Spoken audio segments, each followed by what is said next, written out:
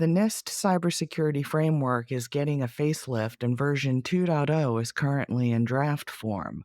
So, what's cooking in the NIST kitchen? Let's find out. This is Katy Craig in San Diego, California. First up, scope and intent.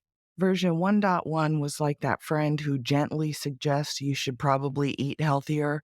Version 2.0 was more like a personal trainer yelling in your ear for 2 more reps. Also, it's not just about critical infrastructures. Small and medium-sized businesses are now in the spotlight. Next, we've got maturity models. Version 1.1 was all about guidelines, but 2.0 introduces a cybersecurity maturity model.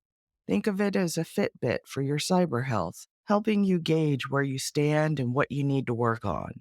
Supply chain risk? Oh, it's getting real. While 1.1 gave it a nod, 2.0 dives deep, like saying, hey, you locked the front door, but what about the back door? Usability and metrics are also getting a boost. Gone are the days of theoretical mumbo jumbo. Version 2.0 shows you how to actually implement what you've learned.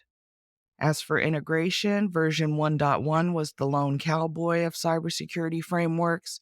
Version 2.0, it's rallying that cowboy to join a posse, pushing for integration with other risk management frameworks. And last but not least, automation.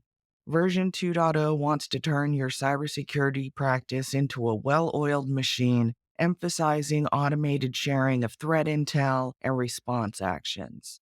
Whether you're a cybersecurity newbie or a seasoned pro, keep an eye out for the finalized NIST Cybersecurity Framework 2.0. It's shaping up to be the Swiss Army knife of cybersecurity frameworks. This is Katy Craig. Stay safe out there.